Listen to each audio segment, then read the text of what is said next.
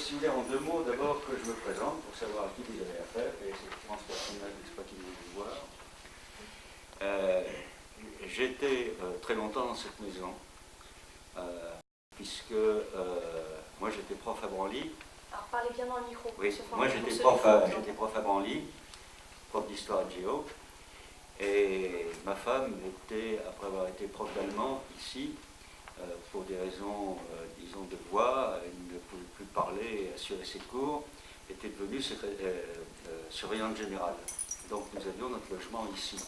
Donc pour moi c'est un retour, disons, à une période où, mais ça permet d'ouvrir sur les débats qu'on aura tout à l'heure, où le lycée de jeunes filles, c'était un lycée de jeunes filles. C'est-à-dire que la plupart d'entre vous ici n'auraient pas pu passer la porte d'entrée parce que vous êtes en pantalon. C'était strictement interdit. Et il n'y avait pas un homme qui rentrait dans ce lycée. J'étais le seul, n'est-ce pas, à rentrer dans le lycée. C'était une révolution complète de voir un homme, n'est-ce pas, dans les murs de ce lycée. Et d'ailleurs, ce n'était pas seulement un aspect qui était lié ici au lycée Berthelot, mais à Branly, c'était pareil. À Branly, où il y a évidemment deux parties du lycée, la partie technique qui était réservée aux hommes, et la partie sténodactylo, administration, etc., qui était réservée aux femmes. Et même quand on était collègues, on rentrait avec beaucoup de précautions dans la partie du lycée qui était la partie féminine. Je dis ça parce que ça va vous expliquer tout à l'heure 68. Pour une large part, j'anticipe sur le débat qu'on aura tout à l'heure, pour une très large part, les lycéens se sont mis en grève en 68 sur les questions du règlement intérieur, parce que les règlements intérieurs étaient marqués, n'est-ce pas, de toute une série d'aspects qui étaient complètement dépassés, qui étaient très mal vécus par à la fois les enseignants et par les jeunes. Donc voilà, je suis un peu de la maison ici, mais dans des circonstances particulières. Moi, je n'ai jamais connu les arts du cirque, ça n'existait pas à l'époque. D'abord parce que la mixité étant un peu inhérente aux arts du cirque, c'était impensable, c'était impossible, ça n'existait pas. Voilà. Bon, voilà ce que je voulais dire. Alors, pour vous permettre, si vous voulez, de poser les questions comme on échange, ce qu'on va essayer, c'est de faire un peu d'histoire vivante. Comment ça se passait? Il se trouve que, maintenant, j'ai 88 ans. C'est-à-dire que derrière moi, j'ai, disons, 50 ans, si vous voulez, d'histoire contemporaine. J'ai arrêté en 68 mon métier d'enseignant. Je vous expliquerai sans doute pourquoi. Parce que j'ai pris des responsabilités politiques et je ne pouvais pas mélanger les deux choses. Donc, je suis dans cette période de 68 en mutation. Je passe du métier de professeur au métier de secrétaire parlementaire d'un député. En l'occurrence, tout de suite, pour tout vous dire, M. Georges Marchais. Voilà. Donc, je quitte Châtellerault à ce moment-là, enfin je ne le quitte pas parce que ma femme reste ici, et je rentre le samedi et le dimanche, mais je quitte le métier. Alors, voilà. Donc, pour me présenter rapidement, et pour que vous puissiez poser toutes vos questions, j'ai 88 ans. C'est un bail. Mais en même temps, disons, c'est toute une période, c'est-à-dire que, si vous voulez, moi je plonge mes racines personnelles dans le début du siècle dernier. Parce que naître en 1930, eh bien, c'est les suites de la guerre 14-18. Mon grand-père était officier d'active et avait fait la guerre avait terminé la guerre de 14-18 dans les Dardanelles. C'est-à-dire que la guerre de 14-18, quand j'avais 3-4 ans, elle était très très présente encore. Bon, et ensuite, vous voyez le parcours, c'est 39-45, la Seconde Guerre mondiale, c'est ensuite l'occupation allemande, c'est ensuite la libération, c'est ensuite, et c'est là où je fais mon engagement politique, n'est-ce pas, en tant que jeune, parce que cet engagement, c'était sur la base de la c'était sur la base de la libération, du rôle, mon père était dans la résistance, et je m'engage, n'est-ce pas, et je m'engage en particulier sur le terrain des guerres coloniales, hein, parce que je considère à 14, 15, 16 ans, n'est-ce pas, que si on a lutté pour l'indépendance et la libération de la France, les peuples coloniaux avaient le droit eux aussi à leur indépendance, n'est-ce pas, et à leur identité. Donc, si vous voulez, c'est sur cette base-là que je deviens ce que je suis.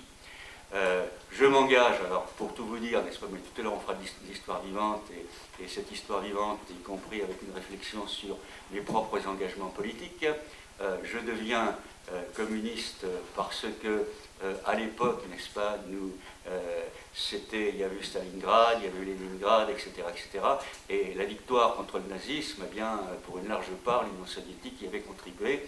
Et évidemment, n'est-ce pas, je deviens un communiste avec la marque du stalinisme sur laquelle on peut réfléchir aujourd'hui, mais qui nous imprégnait très très fort. Hein, voilà. Et je prends donc des responsabilités politiques, et ensuite je deviens secrétaire départemental du Parti communiste français ici dans le département, et je deviens maire adjoint de Châtellerault, hein, en charge de l'éducation. Bon. Et ensuite, je deviens vice-président de la région Poitou-Charentes, en charge de la culture. Voilà. Voilà, si vous voulez. 36, par exemple, j'ai 6 ans, mes souvenirs, j'en ai pas. Mais à partir de la guerre, j'en ai. Et la guerre, si vous voulez, tout à l'heure on en parlera, la guerre, la Seconde Guerre mondiale, c'est quelque chose qui marque d'une manière considérable le siècle, qui ouvre en fait le siècle dernier sur sa deuxième partie. Ça va être, toute la deuxième partie va être marquée au fer rouge, disons, par l'occupation, le nazisme, la libération, etc., etc. Voilà, si vous voulez, à peu près le cadre. Hein. Alors, je vous ai amené des manuels que j'avais à l'époque où j'étais à Branly. Hein. Voilà le manuel que j'avais en 3e, Histoire et Géographie. Et voilà le manuel que j'avais avec les terminales. Hein. Voilà. Je voulais vous faire cette petite présentation parce que je pense que ça vous aidera à peut-être dans les questions que vous souhaitez me poser. Hein. Comment est-ce qu'on peut, à travers cette période, alors dans cette période il va y avoir différents moments. Donc je pense que vous avez des questions à poser sur 39-45, sur la libération. Vous avez sans doute des questions à poser. Comment est-ce qu'on rentre dans la guerre froide? Comment est-ce qu'on rentre sur les terrains de cet immense mouvement mondial qui va être la décolonisation? Et comment est-ce qu'on va vers une transformation profonde des sociétés et du monde qui aboutit finalement à cette explosion énorme qu'a été mai 68, pas simplement à Châtellerault, où nous avons 18 entreprises occupées, tous les lycées occupés, toutes les administrations occupées, etc. Mais au niveau mondial, puisque mai 68 en France a été préparé par toute une série de grands mouvements mondiaux, avec notamment aux USA la lutte pour les droits civils, l'assassinat de Martin Luther King, les assassinats des 2 présidents américains, n'est-ce pas, sur les problèmes des Noirs, hein, en particulier, et bon, les mouvements de décolonisation, avec tous les événements, n'est-ce pas, à la fois qui marquent la guerre d'Indochine, puis la guerre du Vietnam, qui a eu une influence considérable, la guerre du Vietnam, sur l'ensemble du monde, hein, puisque la guerre du Vietnam, je vous en parlerai tout à l'heure, c'est 30 années de guerre, hein, c'est 3 millions de morts au Vietnam, c'est plus de bombes sur ce petit territoire du Vietnam que sur toute la planète pendant toutes les années de guerre mondiale. Hein. C'est donc, et c'est un traumatisme qui fait que partout en France, aux USA, sur tous les continents, il y a une solidarité énorme, n'est-ce pas, à l'égard, qui modèle y compris la vie politique au niveau mondial par rapport à la guerre au Vietnam. Voilà, donc on va voir toutes ces questions, si vous voulez, qui traversent et sur lesquelles, éventuellement, si vous avez des questions, je suis prêt à vous apporter des éléments de réponse. Est-ce que c'est ça que vous attendez?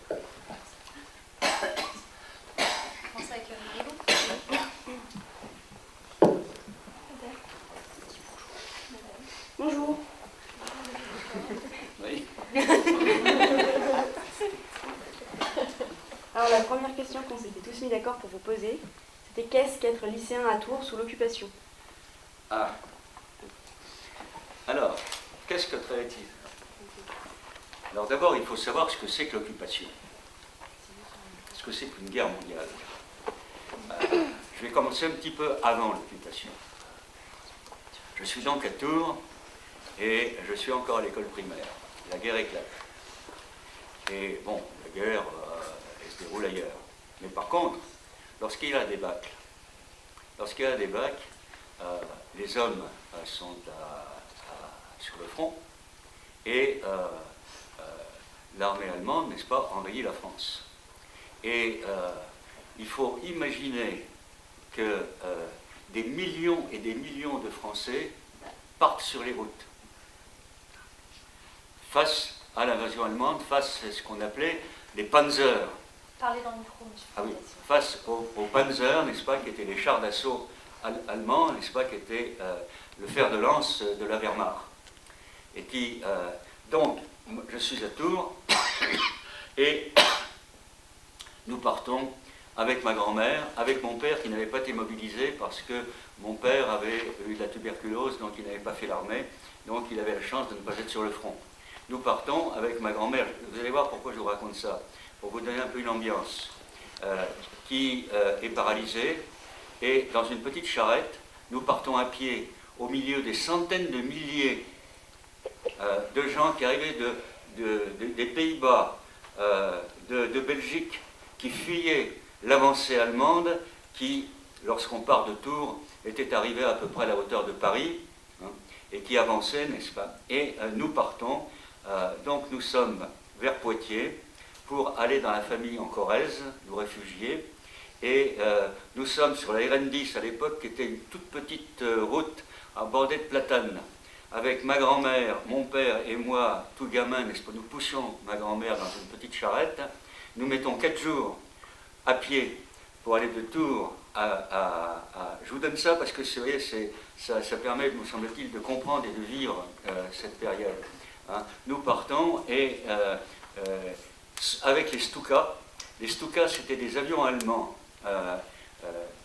extrêmement performants qui plongeaient sur les convois de réfugiés. Il y en avait partout, hein. Il y en avait qui passaient par Saumur, etc. Toute la Belgique, tous les Pays-Bas se réfugiaient, n'est-ce pas, au sud de la France.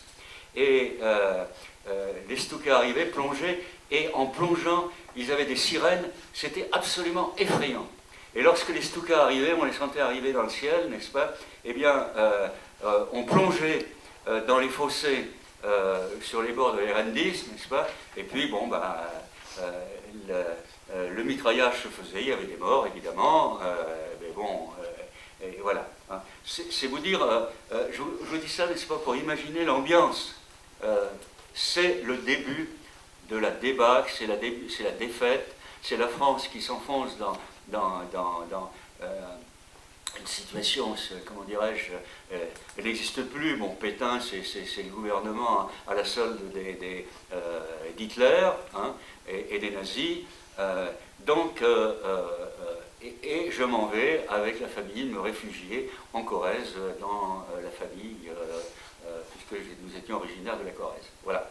Donc, c'est ça, n'est-ce pas, l'entrée dans la guerre. L'entrée dans la guerre, et il va y avoir donc 4 ans d'occupation. Alors, l'occupation, alors d'abord, c'est ce sentiment que, pour moi, nous le vivions, la France n'existe plus. La France, d'abord, elle est coupée en deux. Il y a la partie occupée, la ligne de démarcation passait à peu près à La Roche-Posay. Elle ne passait pas à peu près à La Roche-Posay, elle passait à La Roche-Posay. Il y avait la commandanture qui était là-bas et qui était qui surveillait la ligne de démarcation, parce qu'évidemment, on n'avait pas le droit de passer. Et puis il y avait le problème des Juifs. Il y avait le problème des Juifs qui cherchaient à excusez-moi, qui cherchaient à fuir le fait qu'ils étaient, en tant que Juifs, tôt ou tard, n'est-ce pas, ils partaient en concentration. Bon, il y avait donc cette ligne de démarcation qui passait pas très loin d'ici. Elle passait exactement à Archigny, vous voyez, est passé à Archigny. D'un côté de Lauzon, c'était la zone occupée, de l'autre côté de Lauzon, c'était la zone dite libre, non occupée, quoi. Et il y avait là des passeurs qui faisaient passer les Juifs en particulier, parfois en les rançonnant. Parfois en les rançonnant. Le passage de la ligne, il était payé. Je dis ça pour vous donner un peu l'ambiance, n'est-ce pas? Et puis, bon, dans la France occupée, et ensuite, dans la France qui sera totalement occupée lorsque l'Allemagne, les Allemands passeront la ligne de démarcation et videront Pétain et le gouvernement pétiniste. Bon, donc, vous avez cette situation où, eh bien, c'est la délation, c'est la crainte, n'est-ce pas, de l'arrestation permanente, c'est le fait que dans les rues, les patrouilles allemandes passent, et la patrouille allemande, c'était effrayant, parce que la patrouille allemande, elle passait avec des, excusez-moi de ces détails, mais c'est pour évoquer l'ambiance, avec des grosses chaussures cloutées, et en faisant du bruit, pom, pom, pom, n'est-ce pas, et avec les fusils, et ils passaient dans la nuit, et avec leur lampe, ils éclairaient pour voir si rien ne... puisqu'on n'avait pas le droit de sortir à partir de 8 h du soir. Interdit de sortir. Il fallait que tous les volets soient fermés.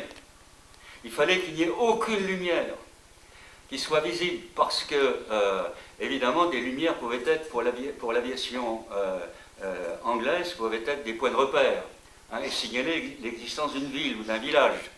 Donc, vous voyez, cette espèce de pression permanente de la part des patrouilles allemandes pour respecter, n'est-ce pas, la guerre, elle pénétrait vraiment dans la vie des gens. Hein. Et alors ça, c'est l'aspect, disons, en plus, il y avait la police française, la police de Pétain, avec les arrestations. Dans ma rue, il y a eu 2 arrestations par la police de Pétain.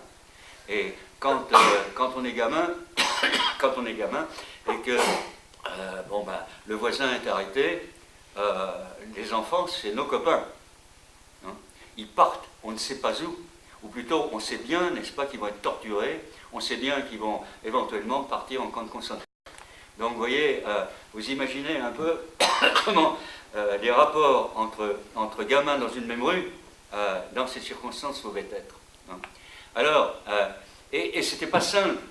Alors, je vous raconte une autre anecdote, n'est-ce pas, qui montre comment je passe sur la libération. À la libération. Il y avait des jeunes femmes, et il y avait de très beaux officiers allemands. En particulier à Tours, parce qu'il y avait le camp d'aviation, et il y avait les pilotes. Et malheureusement, quand on a faim, etc., eh bien, pour prendre un exemple, dans ma rue, il y avait une femme qui était les officiers allemands. Eh bien, il faut comprendre cet acte ignoble. À la libération, on les a tendus. On les a tendus. Ça paraît ignoble, mais il faut comprendre que 2 voisins à côté avaient été arrêtés et sont partis en camp de concentration, on ne les a jamais revus. Il faut comprendre, n'est-ce pas, la haine accumulée. Et le fait qu'elle, pendant que nous, on n'avait rien à bouffer, on n'avait rien à bouffer parce qu'on avait des tickets pour le pain, on avait des tickets pour la viande, des tickets pour le sucre, et c'était juste, disons, le minimum vital auquel nous avions droit. Non. Et il faut comprendre la haine accumulée, alors que pendant ce temps-là, le champagne coulait à flot, pendant ce temps-là, n'est-ce pas, vous voyez, cette ambiance extrêmement lourde qui explique, n'est-ce pas, y compris les scènes de la libération, parfois à l'égard des femmes qui avaient eu des relations avec les Allemands. Je dis ça, vous voyez, parce que c'est des, je ne sais pas si ça mais c'est des choses alors, voilà, parce que il fallait manger. Il fallait manger. C'était notre souci. Alors, qu'en était-il dans le lycée? Je suis donc en 1941, après le retour de la Corrèze chez mes grands-parents, j'entre dans le lycée. À l'époque, le lycée, c'était le lycée Descartes à Tours, c'était le grand lycée de la grande bourgeoisie tourangelle. Et petit bisu, en 6e. À l'époque, il y avait y compris, n'est-ce pas, après le baptême. Et le baptême, vous savez, c'était une période où les garçons et les filles, c'était très compliqué. D'abord, c'était un lycée de garçons, mais il y avait des brimades. Hein. Les anciens faisaient des brimades. On était brimés. Quand on était en 6e, n'est-ce pas, on était brimés, n'est-ce pas, au moment où on rentrait en 6e. On avait la trouille. En plus, dans le lycée, il y avait l'armée allemande qui faisait du maniement d'armes. Vous voyez l'ambiance. Hein. Et lorsque on appelle ceux qui faisaient de l'allemand, sur les 120 potages que nous étions tremblants de peur, en attendant, n'est-ce pas, ce qui allait se passer, de la part de nos anciens, des premières et des terminales, hein, qui allaient tout à l'heure organiser les brimades à notre égard, ce qui était normal à l'époque, eh bien, nous étions là et sont appelés ceux qui faisaient de l'allemand, nous restons 10 sur 120. Ce qui, politiquement, vous donne une indication que la bourgeoisie, la grande bourgeoisie tourangelle, était passée avec armes et bagages à la collaboration avec le régime de Pétain et avec la présence des Allemands. Hein. Vous voyez, c'était ce qui va vous expliquer tout à l'heure que lorsque les Américains arrivent en 1944,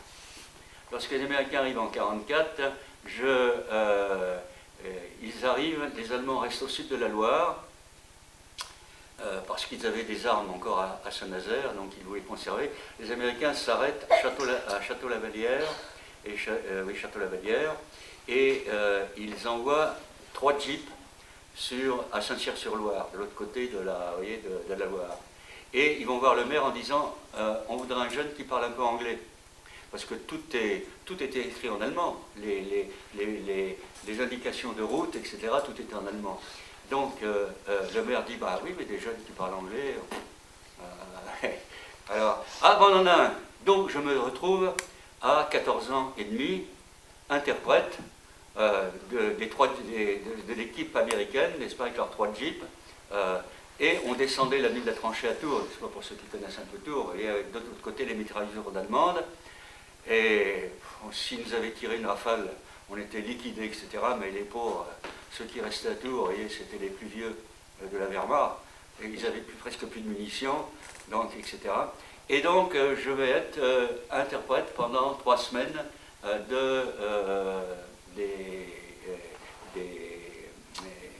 des 3 jeeps, etc., du sergent américain.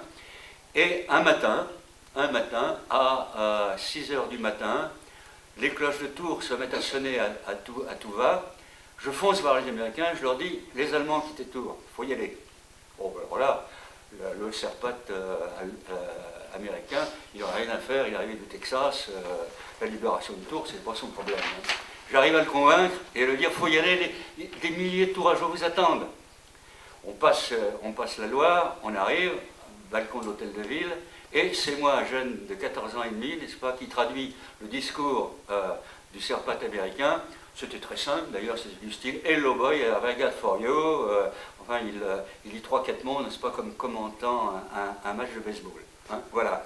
Et ça, évidemment, dans un enthousiasme délirant, 100 000 tourangeaux devant, n'est-ce pas, qui acclament les Américains. Voilà, si vous voulez, comment un jeune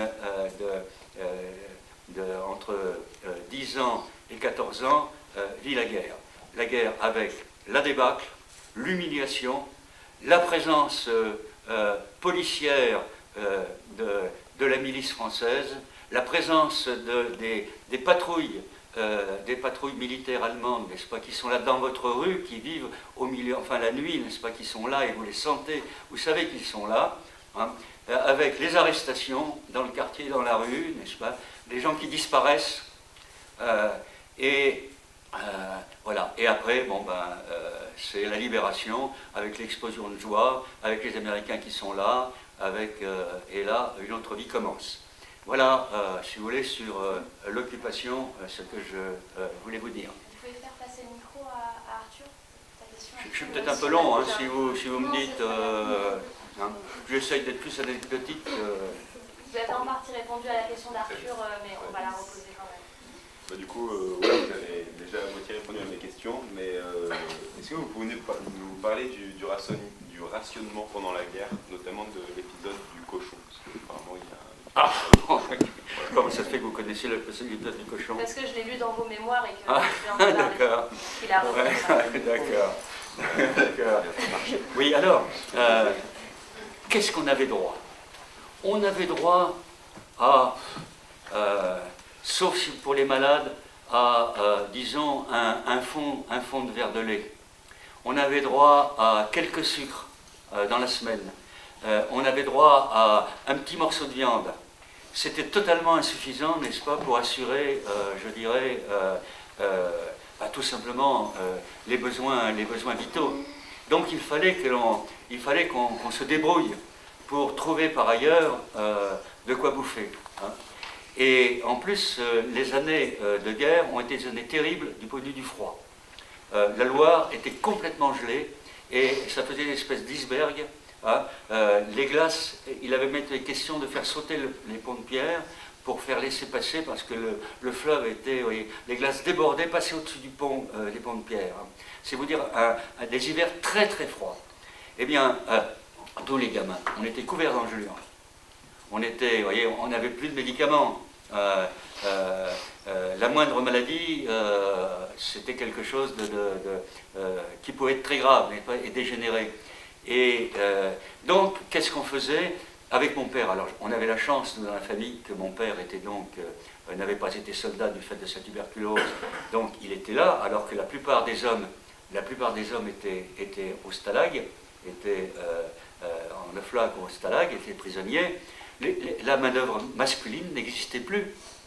La main-d'œuvre masculine qui restait, les Allemands les utilisaient pour le STO, service du travail obligatoire, pour la Wehrmacht.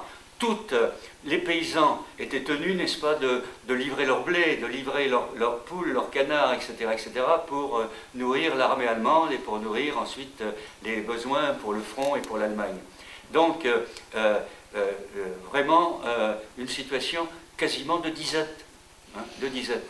En plus, nous, il fallait qu'on nourrisse la famille parisienne, parce qu'en province, on arrivait à se débrouiller avec une charrette, on allait chez des paysans qu'on connaissait, puis on réussissait à avoir un peu de bois pour chauffer l'hiver, on réussissait à avoir, alors on avait au fond un poulailler, mais théoriquement, on n'avait pas le droit d'avoir de cochon, par exemple, interdit.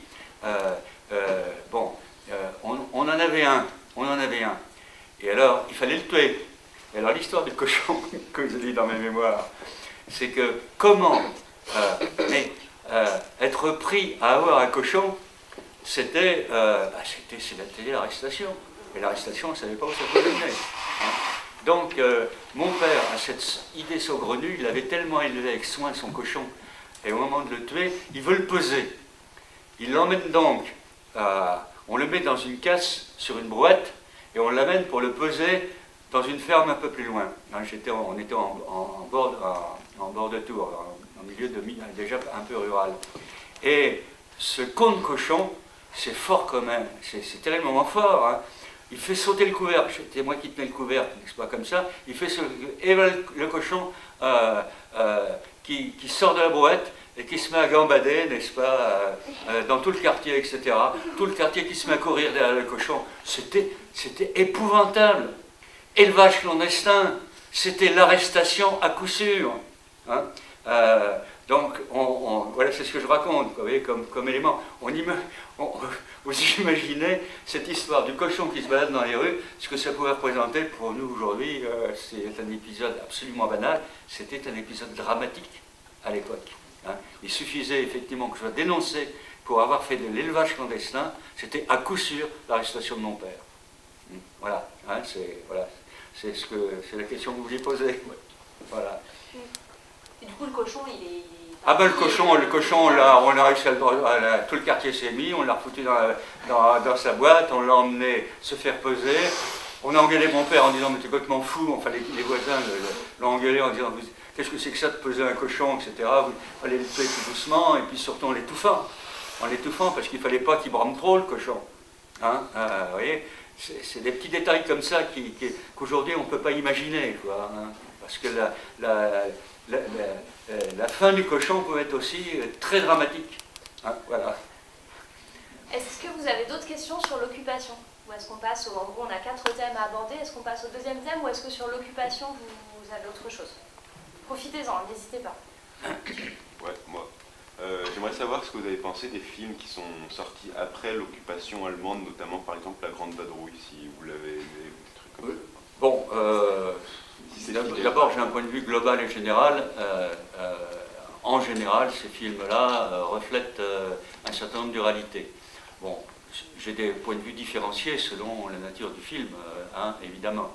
Mais La Grande Vadrouille, bon, La Grande Vadrouille, ça donne bien un peu l'idée, mais c'est traité d'une manière un peu cocasse. C'est normal, hein, c'est Bourvil, hein, on est d'accord, hein, je ne me trompe pas. Hein, non, c'est pas Bourvil, La Grande Vadrouille. C'est Bourvil et Funès. Hein, c'est Bourvil et De Funès. Et De Funès, c'est ça. Ou alors c'est du De Funès, quoi, avec cet aspect un peu... bon, ça enlève, si vous voulez, le caractère dramatique. Ça enlève... moi, je regarde le film avec plaisir, mais disons, ce n'est pas du tout la perception que je peux avoir de l'occupation. Ce n'est pas du tout l'image que je cherche à vous en donner. Une image de crainte, de terreur, etc.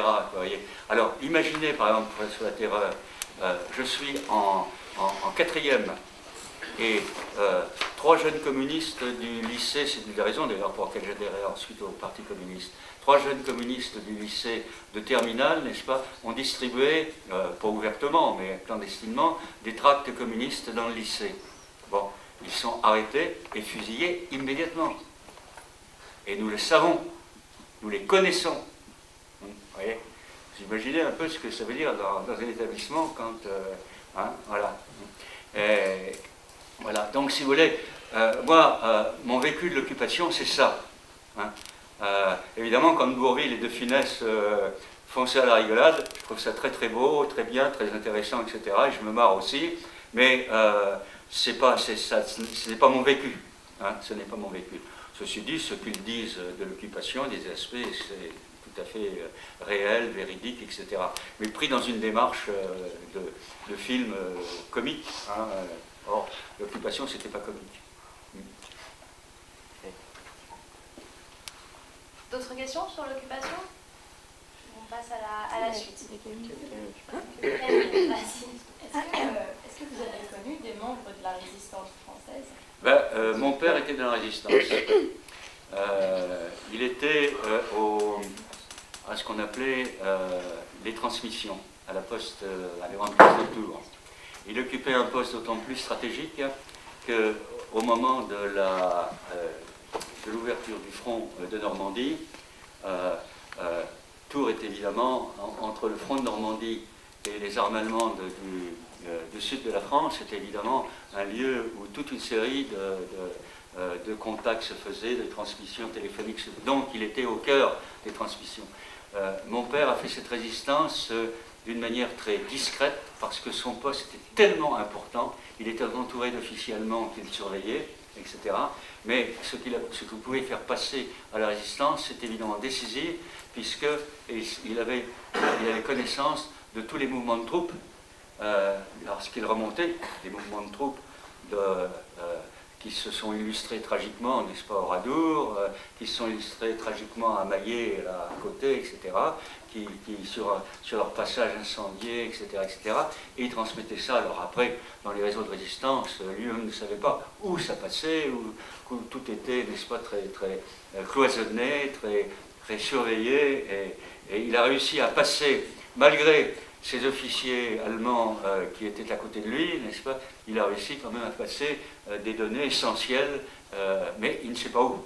Il ne sait pas où se filer après par les canaux de la résistance. Voilà. Hein. C'était ça votre question? Non, il n'y avait pas autre chose dans votre question? Non, non, c'était ça. Hein. C'était la résistance, comment ça se passait. Merci. Est-ce qu'on passe à la suite? À la guerre froide, période de la guerre froide, ils ont étudié la guerre froide, et puis on a parlé d'abord des totalitarismes, enfin, de la guerre froide et des totalitarismes, notamment de l'URSS, et je crois que c'est Léa qui avait une question ensuite. Voilà. Vu que vous avez adhéré au Parti communiste dans le livre, quelle vision vous aviez exactement de l'URSS? Alors, très bien, très bonne question. Voilà. Alors, mon père est socialiste, est militant socialiste. Mais en 1944, moi j'avais, si vous voulez, le fait que ces jeunes communistes de mon lycée aient été fusillés, c'est évidemment quelque chose de très très fort. Plus fort, si vous voulez, que l'influence que mon père pourrait exercer sur moi. Donc, pour moi, la résistance, c'est les communistes. Et c'est un fait que,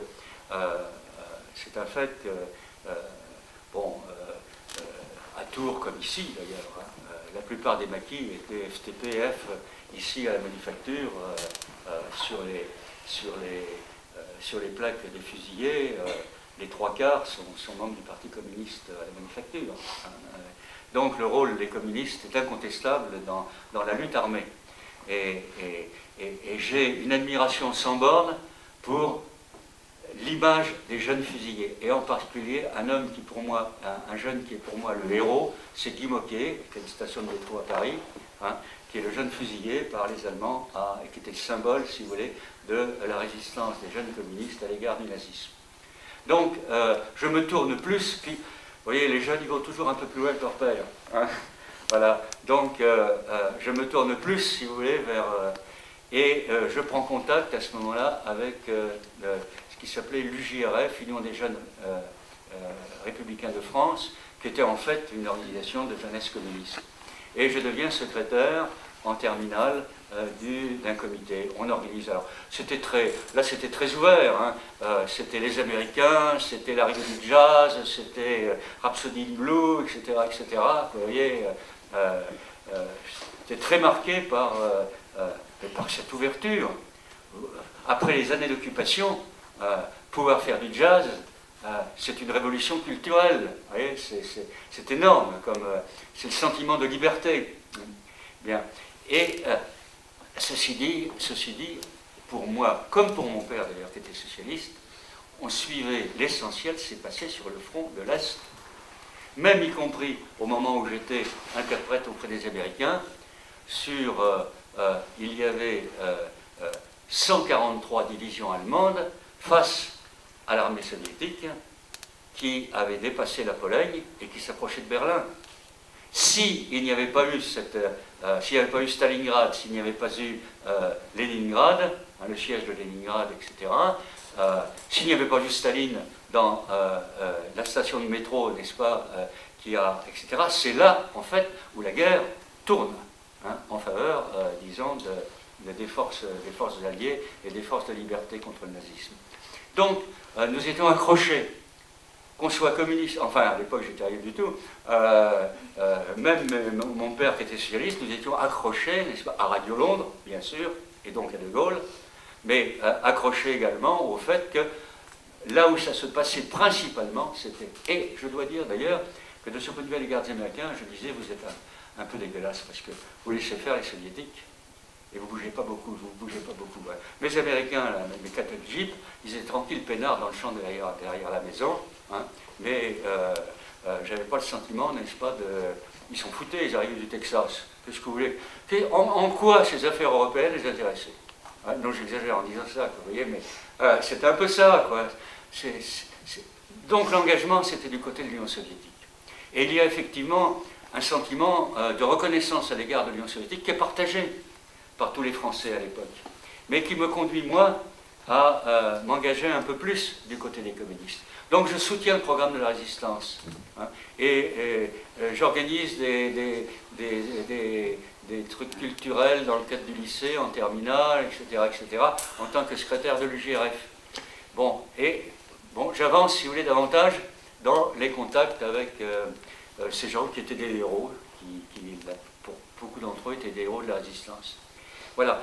Et le jour où je donne mon adhésion au Parti communiste, c'est lorsque Ramadier, il y avait 4 ministres communistes, il y a le programme de la résistance, des choses qui se mettent en place extrêmement fortes.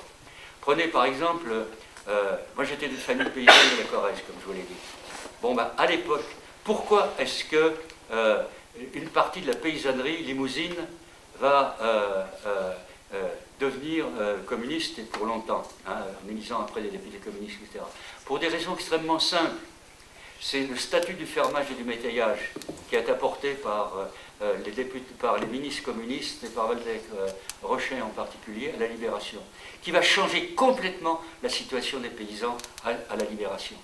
Les paysans qui étaient métayers donnaient toute une partie de leur récolte et toutes les semaines, les femmes devaient aller au château porter des œufs, des poules, des canards, etc. etc. Et c'était extrêmement humiliant. Et il y avait obligation, faute de quoi, à la fin de l'année, vous étiez mis à la porte de la métairie, hein, il y avait obligation d'aller à la messe. Ce qui explique l'anticléricalisme des milieux ruraux limousins, parce que les hommes, c'était les femmes qui étaient obligées d'aller donc au château, qui étaient obligées d'aller à la messe, et les hommes ne mettaient jamais les pieds à la messe, ils allaient au bistrot en face. Et d'où cette espèce, vous savez, il y a une espèce d'anticléricalisme latent dans cette vieille paysannerie limousine, c'est les racines, elles sont économiques. Elles sont économiques. Eh bien, quand effectivement les métayers retrouvent la propriété des terres sur lesquelles ils sont installés, c'est un changement considérable. C'est vrai également, c'est le statut des fonctionnaires avec Maurice Thorez, c'est un certain nombre des grandes lois de libération, n'est-ce pas, qui sont des lois libératrices. Pour moi, je suis enthousiaste, je soutiens tout cela. Et lorsque Ramadier, le premier ministre socialiste, qui était le copain de mon père, vire les 4 ministres communistes, je vais trouver dans la rue nationale quelqu'un qui vendait l'humanité à la criée, et je lui dis comment on adhère, et à 17 ans, je remplis ma carte du Parti communiste, n'est-ce pas, parce que pour moi c'était la filiation, y compris un petit peu, bon, à 17 ans, on a souvent parlé avec son père, c'était en même temps, si vous voulez, une façon de dire, bon, c'est moi, toi c'est toi, hein, tu restes socialiste, très bien, moi j'ai d'autres chemins, n'est-ce pas, je suis jeune, je vois l'avenir autrement. Alors, effectivement, ça veut dire à ce moment-là qu'on adhérait, si vous voulez, à un type de communisme. Et ce type de communisme était profondément marqué par le stalinisme. Alors là, c'est un débat historique qu'il faut qu'on mène. Pourquoi est-ce que la révolution socialiste voulue par Lénine s'est transformée en stalinisme? Alors là, je ne vais pas vous faire un cours d'histoire, et puis je vous renvoie à vos profs d'histoire, n'est-ce pas, pour en débattre d'une manière, disons, scientifique bon. Mais il est clair que c'est ça la question. C'est ça la question, et c'est vrai que, si vous voulez, j'adhère avec, effectivement, cette charge forte. Bon, et il se trouve, là j'anticipe sur ce que je vais dire tout à l'heure, il se trouve que lorsque je serai secrétaire politique de Georges Marchais, je participerai à sa recherche d'une voie française au socialisme, avec l'abandon d'un certain nombre de principes de fond qui étaient ceux du stalinisme, c'est-à-dire par exemple la prépondérance du parti, hein, la recherche d'une voie française qui soit originale, la recherche de la mise en place de divergences, etc. Enfin bref, tout ce qui était contraire à la conception monolithiste du stalinisme, avec toutes ces horreurs et toutes ces... Mais pour un jeune de 15, 16, 17 ans, l'Union soviétique, c'était d'abord le retour à la liberté, à sa liberté. Hein, le rôle qu'elle avait joué avait été fondamental, plus que les Américains. Les Américains, on disait merci, mais on savait bien, n'est-ce pas, on savait bien que même moi qui avais travaillé avec eux comme interprète, on savait bien, n'est-ce pas, que l'effort principal, il était ailleurs, que notre liberté, on la devait d'abord aux Soviétiques et à l'Union soviétique. Donc, c'est ce qui vous explique, n'est-ce pas, cette question. Et après, je participerai après Prague, après Budapest. Il se trouve que dans mes responsabilités politiques nationales ensuite, je serai à Budapest en 1956, au moment de l'intervention des chars soviétiques à Budapest.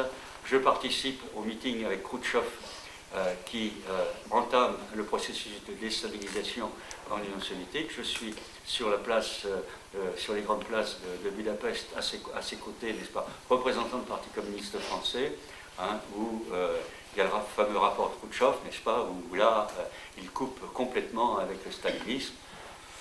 Complètement, c'est beaucoup dire. Mais disons, où il coupe pour l'essentiel, hein, et je serai ensuite à Prague. Je serai ensuite à Prague en 68, lorsque les chars soviétiques interrompent le processus du printemps de Prague en intervenant. Et le matin, n'est-ce pas, je vais avec les étudiants de l'université de Prague offrir des œillets rouges aux tankistes, aux jeunes tankistes soviétiques qui étaient sur la place Venceslas, la grande place de Prague. Hein, on leur offrait des œillets rouges, rouges, en disant mais qu'est-ce que vous foutez là? Vous êtes nos frères. Vous êtes nos frères. Qu'est-ce que vous foutez là? Hein, voilà. Et donc, si vous voulez, on est engagé dans ce processus de réflexion, de prise de distance. Est-ce qu'on a été assez loin? Est-ce qu'on a été assez fort? Est-ce qu'on a posé les vrais problèmes? Ça, je laisse aux historiens le soin d'en débattre, n'est-ce pas, et de dire ce qu'il en est. Mais ce que vous explique, pourquoi je suis communiste en 47, jeune communiste en 47, et pourquoi, en même temps, n'est-ce pas, cette évolution par rapport au fait que ce communisme est un communisme stalinien et que la question qui est posée ensuite, c'est comment s'en débarrasser et comment aller vers une autre conception des choses. Mais ça, c'est pas notre sujet, hein, vous m'excuserez, là, je rentre dans un domaine plus délicat. Je vois simplement ça sous l'angle historique, hein, pour que vous compreniez, n'est-ce pas, l'évolution des choses. Ça va, Léa, pour ta question? Ouais, la réponse est bien apportée. Il y a d'autres questions là-dessus sur le lien avec l'URSS ou sur la guerre froide, ou est-ce qu'on Alors, la guerre froide, j'en ai pas parlé. La guerre froide, très très important. On n'imagine pas ce que c'était que la guerre froide. La guerre froide, nous sommes, après la Seconde Guerre mondiale, nous sommes dans une situation où on peut aboutir, n'est-ce pas, comme dans la situation d'aujourd'hui, à une guerre atomique. Et aujourd'hui, ce serait pire, d'ailleurs. Personnellement, vous savez, peut-être que vous ne le savez pas, mais je suis assez spécialiste de l'Asie. Je rentre encore d'une mission dans le cadre gouvernemental au Vietnam, où j'ai passé 12 jours. Hein, le risque aujourd'hui d'une guerre atomique est réel. Excusez-moi de cette divergence, de cet ajout. Dans la mer orientale, entre la Chine, les Philippines et le Vietnam, il y a 47 sous-marins atomiques avec les ogives prêtes. Ils sont dans les fosses du Pacifique à moins de 6000 mètres de profondeur, parce que les engins qui permettent d'atteindre les sous-marins à ogives nucléaires ne sont pas atteignables à 5000 mètres de profondeur. Donc ils sont camouflés, ils sont là camouflés, n'est-ce pas, en attente, ils ne bougent pas. Ils ne bougent pas au fond des mers. Et quand on parle, excusez, mais je crois que tout le monde serait d'accord là-dessus, lorsqu'on parle effectivement des problèmes de la Corée, Corée du Nord, Corée du Sud, des Philippines, etc., c'est bougrement aussi important qu'à l'égard de l'Iran et de la Syrie. Hein. Parce qu'il est évident, vous imaginez un petit peu, s'il y avait le moindre incident, s'il y avait le moindre dérapage, ce que pourrait être aujourd'hui avec les moyens dont on dispose, Hiroshima et Nagasaki, ce n'est rien à côté de ce qui se produirait aujourd'hui s'il y avait un incident de ce côté-là. Je dis ça parce que, pour vous dire, hein, après la Seconde Guerre mondiale, effectivement, nous rentrons dans la période de guerre froide. Or, je m'inscris, si vous voulez, dans une démarche de combattant de la paix. Parce que je pense qu'il faut absolument trouver les chemins, n'est-ce pas, de sortir de cette guerre froide qui risquait d'aboutir à une catastrophe mondiale. Alors, bon, ici, on rentre dans le domaine de la politique, je m'arrête, ici, je suis dans un lycée, etc.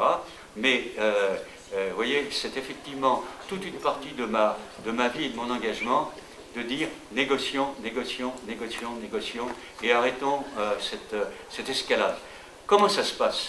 Ben, par exemple, ici, à Châtellerault. À Châtellerault, vous avez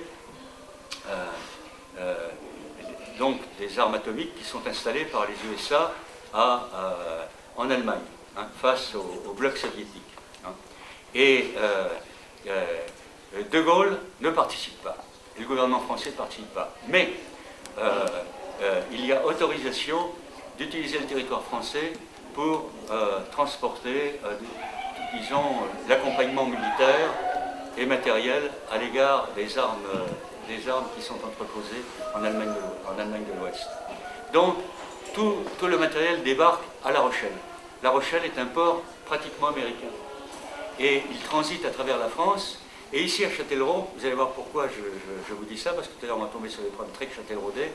Vous avez le camp de Saint-Just, qui est le centre technique pour tous les transports américains. Il y a 3500 salariés à Châtellerault dans le camp de Saint-Just. Et donc, nous sommes une zone de transit ici à Châtellerault avec une très forte présence américaine. Très très forte. Bon. Lorsque nous, évidemment, les communistes français, nous luttons contre cette présence américaine. Et je fais à l'époque des inscriptions comme ça sur les murs, US Go Home.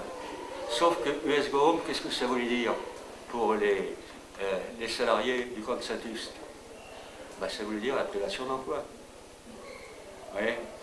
Et bon, la situation était un peu ambiguë, un peu difficile. Et lorsque De Gaulle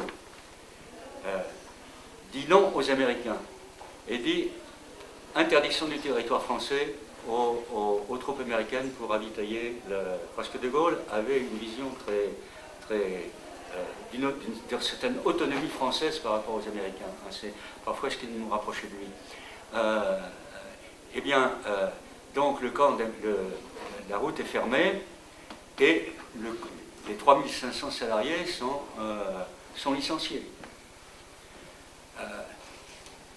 Comment faire?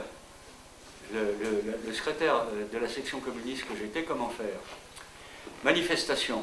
Ils sont les 3500 sur le boulevard Bleusac. Moi, je me plante, je me pointe, mais discrètement. Parce que quand même, tout le monde se souvenait qu'on avait fait des inscriptions comme ça, US Go Home. Donc on était un parti responsable de la situation. Mais les gardes mobiles arrivent en masse, etc., affrontements et tout, et il se trouve que ces couillons de garde mobile, ils ne connaissaient pas, ils m'arrêtent et ils m'emmènent dans le panier à salade. Et à ce moment-là, je vois le commissaire de police de Châtellerault, qui lui me connaissait, qui arrive en disant « Oh, faites pas les idiots, libérez Paul Fromonteil !» Ah, je lui dis, écoutez, monsieur le commissaire, j'ai jamais entendu un mot d'ordre qui me fait autant de plaisir. Parce qu'évidemment, il sentait bien qu'autrement, la manif risquait de se transformer sur ce thème. Et alors, à partir de là, je sors et je peux me mettre en tête de la manif. Alors que 15 jours avant, j'avais écrit US Go Home sur les murs. Je dis ça pour montrer que parfois on se trouve dans des situations un peu contradictoires. Bon, ceci dit, ça nous amène, si vous voulez, à rétablir les choses. Et nous nous battons pour que la zone, le camp américain de Saint-Just soit transformé en zone industrielle. Et nous obtenons la présence d'Hutchison, nous obtenons la présence des grandes entreprises qui sont installées, etc. On n'a pas récupéré 3500 emplois, mais on a récupéré pas mal. Hein, voilà. Hein. Donc finalement, notre combat a été utile. Hein. Je dis ça comme ça. Hein. On n'est pas uniquement parfois on sert à quelque chose. Alors, je crois que la première chose qu'il faut noter, c'est le lien très étroit qui existe entre la guerre froide et la décolonisation. Et ce sont les deux questions majeures qui vont se poser dans les années 50. Elles sont liées.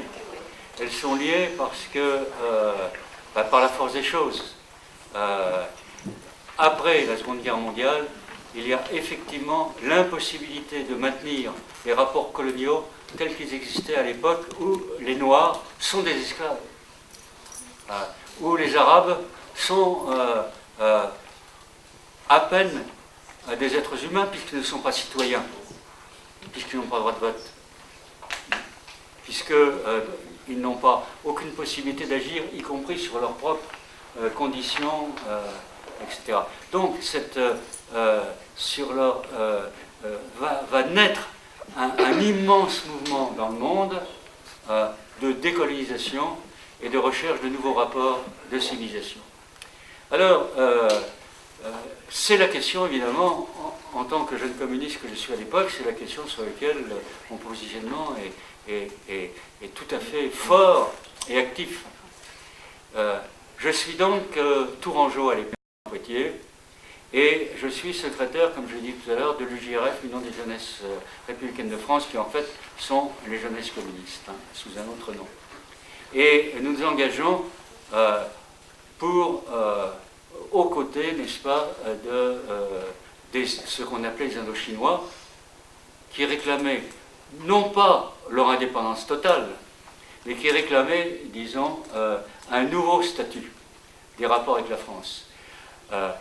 La France était en Indochine avant-guerre. Les Français, pendant l'occupation japonaise de l'Indochine, pendant la Seconde Guerre mondiale, pratiquement sont hors jeu en Indochine, mais ils reviennent en force à la fin de la guerre, n'est-ce pas, puisque les Japonais, évidemment, la capitulation, ont quitté l'Indochine. Et s'enclenche à ce moment-là une négociation qui est portée par Ho Chi Minh. Ho Chi Minh, moi je l'ai connu. J'ai connu Giap, hein, j'ai eu des relations personnelles avec eux. Et c'était vraiment des hommes qui étaient très francophones. Giap me disait toujours, moi, il était instituteur formé à l'école normale d'Hanoï, il me disait toujours, moi je suis devenu communiste en lisant Les Misérables de Victor Hugo. Hein, vous voyez, il y a une très forte influence, y compris Ho Chi Minh Ville est l'un des fondateurs du Parti communiste français, puisqu'il était délégué au congrès de Tours en 1920. Donc, vous voyez, il y a quelque chose, un lien très fort entre eux et nous.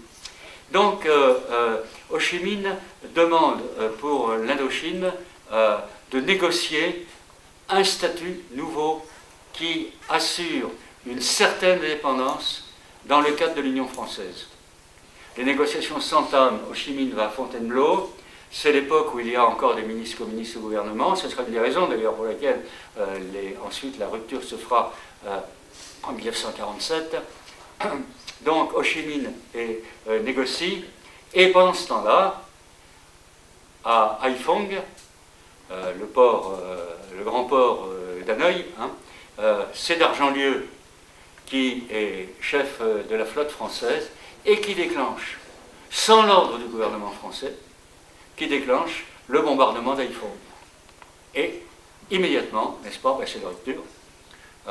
Ho Chi Minh, les Vietnamiens, enfin, qui ne s'appellent pas Vietnamiens à l'époque, qui s'appellent Indochinois, comprennent que on ne parle plus, c'est les canons qui parlent. Hein. Et une partie d'Haiphong est détruite. Et ils rentrent. Et c'est la fin. Il n'était pas obligatoire que ça se passe ainsi, parce que Dargentlieu a agi sans l'ordre du gouvernement français et contre l'opinion de Leclerc, qui lui aussi était à Hanoï et non pas à Haiphong. Le maréchal Leclerc, qui avait été marqué par la libération, était dans sa villa à Haiphong, hein, où j'ai dormi d'ailleurs, puisque maintenant c'est l'appartement honorifique de l'ambassade de France,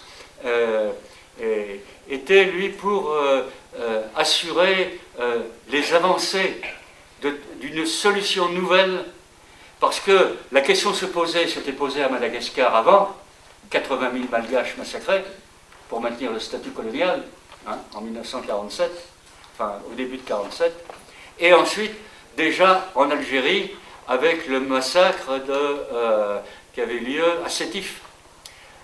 Sur le marché de Sétif, manifestation des Algériens, c'est les premières manifestations qui portent une indépendance, mais toujours une indépendance, vous voyez, c'était pas l'indépendance telle qu'on peut le dire aujourd'hui, c'était une indépendance dans le cadre de l'Union française, etc. C'était des négociations sur les statuts. Et la Légion étrangère massacre tout le marché. Donc, voilà la situation. Nous, le jeune responsable de l'UJRF que j'étais, n'est-ce pas, etc., pour moi, c'est clair, hein, ces peuples-là ont droit, le monde de l'après-guerre mondiale, de la libération de l'Europe, ne peut pas ne pas poser la question des peuples coloniaux, de la sortie du statut colonial. Bon. Alors, qu'est-ce qu'on fait? Eh bien, tout d'abord, lycéens, on organise des colloques, des initiatives dans les lycées, à la fac de médecine, etc., avec les copains étudiants en médecine, etc. Mais surtout, on s'organise, n'est-ce pas, pour apporter des questions concrètes. Quand la guerre d'Indochine s'engage, quand elle s'engage et on s'y enfonce dedans, il y a du matériel de guerre qui transite par la gare de Saint-Pierre-des-Corps. C'est du matériel qui est fabriqué à l'arsenal de Roanne et qui va s'embarquer pour l'Indochine à Saint-Nazaire. Donc ça passe par Saint-Pierre. Et comme Saint-Pierre-des-Corps est une municipalité communiste, les cheminots, on sait bien, n'est-ce pas, que notre influence chez les cheminots était très forte, puis que les racines de la résistance ne sont pas loin. Hein. On sait ce que c'est que la résistance, que la clandestinité, etc. Les cheminots, lorsqu'il y avait un train de matériel de guerre qui allait s'embarquer à Saint-Nazaire, téléphonaient à la Fédé du Parti communiste de Touraine et prévenaient les jeunes communistes, un train de matériel de guerre va arriver. Et le cheminot allait garer son train sur les voies de garage à Saint-Pierre-des-Corps, là-bas. Et là, on arrivait, on mobilisait les cellules de la métallurgie dans Saint-Pierre-des-Corps, des amis, des camarades âgés donc, qui étaient chez eux, etc. Et on se retrouvait en général à 150, 200, n'est-ce pas? Et on se mettait devant le train, et le cheminot constatait « j'y peux rien du tout, mais je ne peux pas démarrer. Hein. Il y a des gens sur la voie. » Voilà, parce qu'on voulait évidemment éviter à lui voter la révocation. Hein, bon.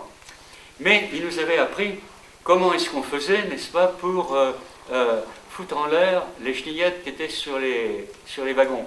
Et ça, c'est très simple. Hein. Bon, je vous le dis parce que maintenant, vous n'aurez jamais l'occasion de faire des trucs comme ça. Hein. Autrement, je ne vous le dirais pas, je ne voudrais pas vous inciter à des actions complètement illégales et dangereuses. Mais les auto-mitrailleuses étaient attachées par des sangles. Alors, on défait les sangles, hein, donc elles sont libres après de se travailler. Et à ce moment-là, le cheminot, qui était un copain, une petite marche arrière, une petite marche avant, petite marche arrière, une petite marche avant, et petit à petit, l'automitrailleuse, eh ben, du dernier wagon, hop, elle passe, les deux pneus arrière tombent dans le vide, et puis, en accentuant un peu le mouvement, et ben, paf, à un moment donné, l'automitrailleuse tombe sur le côté, n'est-ce pas, sur la voie, et évidemment, elle n'a plus qu'une chose à faire, c'est d'être amenée à Roanne pour être revue et corrigée. Hein, voilà. Donc, on faisait ça, nous les jeunes, régulièrement. J'ai fait comme ça au moins une quinzaine d'arrêts de train et de descentes de matériel de guerre sur la voie. Hein. Évidemment, nous étions connus. Les services de police nous connaissaient tous. Hein. On était, disons, allez, 40, 50, allez, disons 100 jeunes de l'époque, soit étudiants en médecine, soit lycéens, à faire ça. Bien. Alors, bon, un jour, évidemment, je suis arrêté avec la secrétaire de l'Union des jeunes filles de France, hein, vous voyez, à l'époque, on avait séparation des gars et des filles hein, dans les organisations. Il y avait une organisation féminine, une organisation masculine. Et on ne mélangeait pas les choses facilement. Hein. Eh bien, je suis arrêté avec elle, et dans la cellule où nous sommes arrêtés, il y a deux systèmes mis au point qui sont différents. Moi, on est au secret évidemment de part et d'autre, je suis tabassé toute une nuit, la montre en or que ma grand-mère m'avait donnée avant de mourir, elle reçoit un coup de matraque, enfin bon, je suis couvert de bleu, enfin tout ça, quoi. Mais je refuse de parler, je dis, je ne répondrai qu'à l'interrogatoire j'avais à l'époque 18 ans, hein, qu'à l'interrogatoire d'identité. Pour le reste, je ne parlais qu'en présence de mon avocat. Je veux un avocat, n'est-ce pas, pour parler. Et c'est dans la petite école de formation des militants du parti, on nous apprenait ça. Comment faire face aux flics. Et donc, c'était la loi. Bon, alors je passe 48 heures comme ça, tabassé, etc. Puis bon, je n'ai pas parlé. Ma copine, Raymondienne, dans la cellule d'à côté, elle a un système de défense totalement différent. Oui, j'ai participé et j'en suis fier. Le résultat, c'est que moi, je suis transféré au tribunal correctionnel, mais avec un jugement civil, et qu'elle est transférée au tribunal militaire et condamnée à 1 an de forteresse. Et elle va au fort du Bas, la forteresse militaire, hein, c'est dans le domaine militaire, hein, et va se taper 1 an de forteresse militaire. Mais moi, je ne fais que 15 jours, à la prison rue Henri Martin à Tours. Je suis condamné également à privation de droits civiques, que je n'avais pas encore d'ailleurs, pour 5 ans, interdiction de séjour en Indre-et-Loire, parce que là, le préfet, qui connaissait mon père pourtant, disait, allez, on l'expédie ailleurs, n'est-ce pas? Et c'est pourquoi je viendrai ici à Poitiers comme étudiant, et que je ne serai plus étudiant à Tours. Et donc, voilà, mais j'en ai que pour 15 jours. 15 jours très durs, parce que quand j'arrive à la prison, de Tours, dans la prison, les personnages qui n'étaient pas forcément des gangsters et des salauds et des idiots, c'était tous les anciens collabos, tortionnaires, ou qui avaient participé, n'est-ce pas, aux exécutions des résistants, etc., qui étaient encore en tôle. Et quand ils ont vu le premier coco arriver dans la prison, oh, ils ont dit, il y a un changement. Alors, on va bientôt sortir. Ils ont pas eu tort, d'ailleurs. Et donc, mais en attendant, j'étais leur bête noire. Et pendant 15 jours, on raconte ça, mais vous voyez, ils m'ont martyrisé. C'était eux qui s'occupaient, qui avaient toutes les fonctions dans la prison. Dans mes plats, j'avais des cafards, j'avais des saloperies de bestiaux dans ma soupe. Dans la douche, c'était une grande salle avec des pommes. C'était un ancien SS qui manipulait à l'extérieur l'eau chaude et l'eau froide. Il me pourchassait avec les paumes d'arrosoir, n'est-ce pas, avec celle qui était bouillante, n'est-ce pas. J'ai réussi à faire passer un mot au directeur en disant, faut arrêter, moi je ne veux plus manger. Hein. Je ne veux plus manger, je veux plus aller aux douches. C'est pas possible. Alors bon, le directeur, il avait fait les choses de façon... Je dis ça, vous voyez, pour montrer un peu, c'est assez typique de l'ambiance à l'époque. Très très dur, très très dur. C'est la guerre froide, c'est les suites de la guerre. La guerre est encore là. Hein. Il y a encore ceux qui ont servi les nazis et ceux qui ont combattu les nazis. Hein. Et c'est dans ce contexte-là que les questions de la décolonisation se posent. Hein. Et donc, voilà. Alors, voilà ce qu'on fait. Hein. Guerre d'Indochine. C'est vous dire d'ailleurs que, évidemment, c'est pourquoi, quand j'ai été après en mission pour d'autres raisons, n'est-ce pas, de coopération, etc., j'ai rencontré Ho Chi Minh, et c'est la raison pour laquelle j'ai rencontré plusieurs fois le général Giap, et c'est la raison pour laquelle j'étais le seul Français, en dehors de l'ambassadeur, invité pour les cérémonies qui ont été exceptionnelles du 50e anniversaire de ce qu'ils appellent la victoire de Dien Bien Phu. Hein, voilà. Donc, alors, comment lutter concrètement? Voilà comment on luttait concrètement. Mais c'était pas... ça, c'était l'Indochine. Après, le processus se développe. Il y a, évidemment, le deuxième processus, c'est le Vietnam, et le troisième processus, c'est la guerre d'Algérie. Alors justement, on a une question de Clément, donc on va glisser la question de Clément à ce moment-là, on verra Christophe peut-être pour la suite. Vous êtes pour la paix, la décolonisation, et vous avez été appelé en Algérie? Non, au Maroc. Dans le cadre de la guerre d'Algérie, pour la guerre d'Algérie. Voilà, pour les guerres d'Algérie, mais dans le cadre du Maroc, à la frontière algéro-marocaine. Ça me fait mal hein, quand on pose une question et que c'est pas ça. Et du coup, comment vous l'avez vécu le fait de devoir participer à quelque chose mais qui était contre vos convictions? Ah bah, de toute façon, je menais, avant d'aller à l'armée, puisque j'étais étudiant, donc sur CITER, donc destiné à l'école d'officiers de réserve de Saint-Mexan, hein, puisque on avait besoin de sous-lieutenants hein, pour la guerre d'Algérie. Donc tous les étudiants qui étaient qui avaient une licence, automatiquement étaient orientés vers les ER, les officiers de réserve. Bon, donc c'était ça le sort qui m'attendait.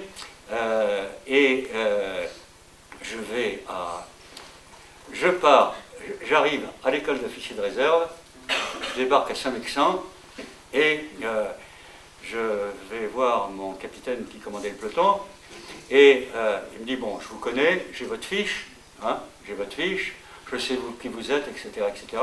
Moi, je suis un ancien de la résistance, dit mon capitaine. Je ne suis pas communiste, je suis gaulliste. Mais enfin, voilà. Hein, bon, d'accord. Donc, on met carte sur table dès le départ. On est en quelle année là, monsieur Frontin? Alors là, c'est en 54. On est vraiment au début de la guerre. Voilà, tout à fait au début de la guerre d'Algérie. Hein. Et bon, donc, je dis, écoutez, moi, vous savez, pendant la guerre d'Espagne, les communistes espagnols, républicains espagnols, partaient d'un principe, lorsqu'il y a guerre civile, il faut savoir manier les armes.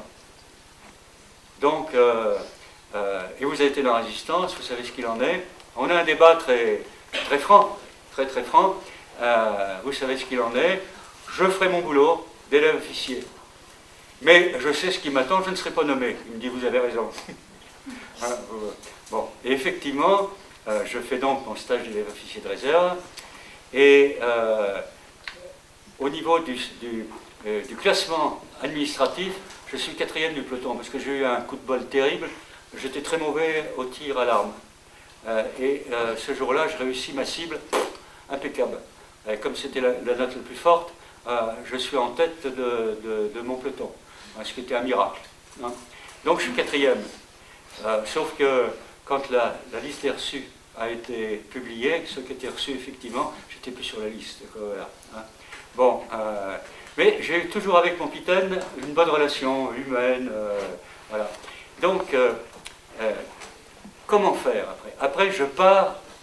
Ce qui m'intéressait, c'était pas la trentaine d'élèves officiers de mon peloton, où là j'étais que pour 2-3 mois, pas plus, le stage. Ce qui m'intéressait, c'était les soldats, le contingent, qui eux partaient aussi en Algérie. Je suis donc monté au 126 à Brive. Et là je commence le travail, avec un travail énorme avec les communistes, les partisans de la paix, etc. Et des milieux très larges, témoignages chrétiens, etc. Nous créons en disant cette guerre est absurde, elle n'a pas de sens, l'Algérie ne restera pas française, c'est contraire à toutes les évolutions du monde, etc. Et on commence ce travail de fond, et là on fait un travail énorme. Avec la fédération communiste, on mobilise les municipalités, on obtient des motions des municipalités, on s'oppose dans les villages quand l'autocar emmenait des jeunes du contingent pour aller à la caserne à Brive ou à Guéret, etc. La population, on rassemble la population, on empêche le car pendant 2-3 heures de démarrer, enfin, des conseils municipaux prennent position contre la guerre. Bon, donc un travail de masse. À l'intérieur de la caserne, nous sommes organisés comme dans la résistance en triangle. Je sais qu'il y a environ sur les 500-600 soldats du Brive, environ 7 ou 8 communistes que je connais par les réseaux, n'est-ce pas, intérieurs, mais je n'en connais que 2. Et ces 2 en connaissent 2 autres, vous voyez, hein, et nous diffusons à l'intérieur de la caserne, une fois de temps en temps, mais on diffuse des tracts expliquant, etc., sous les traversins de matelas. Voilà. Jusqu'au jour où, dans la nuit, jusqu'au jour où d'abord nous partons en congé, nous avons une perle, et où nous manifestons les 800 soldats de la caserne, en allant à la gare, puisqu'on nous emmenait en la gare en cortège, n'est-ce pas, pour aller chercher les trains pour rentrer pour notre permission. La quille, paix en Algérie, etc., les 800 soldats, n'est-ce pas, manifestants, etc. Bon, et ça c'était habituel. Très souvent, je suis dans les rassemblements, il y avait ça jaillissait comme ça, sous des mots d'ordre différents. Bon, bref, on maintient l'impression. Et jusqu'au jour où il nous donne une permission de 8 jours. Et là, nous, ceux qui étions les plus conscients, on s'est dit, il y a un truc là. S'il va nous emmener dans les familles, c'est parce que comme ils ne peuvent pas nous embarquer en bloc, les 800, parce qu'on refusera de partir, hein, ils vont nous cueillir après dans les familles. Donc nous ne restons plus que 30, disons les plus conscients, dans la caserne, nous refusons la terme. Et effectivement, c'est bien ce qui s'est passé. Une fois que nos collègues soldats ont été en Bazac ou ailleurs dans leur famille, les gendarmes sont arrivés et paf, envoyés en Algérie. Hein. Et nous, on était donc les 30, les irréductibles, Et on voit à 3 h du matin, tout d'un coup, j'étais le seul qui restait dans mon dortoir, la lumière s'allume, et je vois 4 mecs avec des mitraillettes qui arrivent, des gardes mobiles. Bon, monsieur, vous nous suivez, terminé, qu'est-ce que vous voulez faire? C'est fini, quoi. Hein, on ne peut plus rien faire.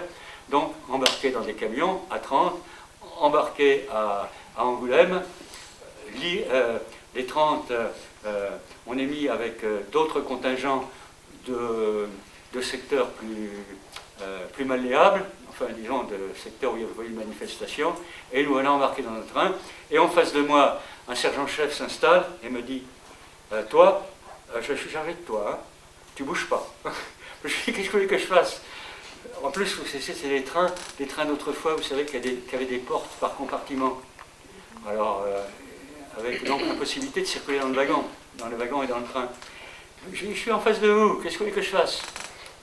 On part. Je réussis quand même, à un moment donné, à dire à un cheminot qui était sur le quai, là, préviens donc les cheminots de Bordeaux, qu'il y a un train de soldats qui va passer en gare.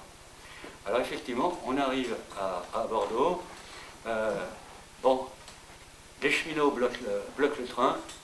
Comme c'était des wagons, vous voyez, les wagons comme en 14-18, avec des portes là, à chaque compartiment, il y avait de chaque côté la porte.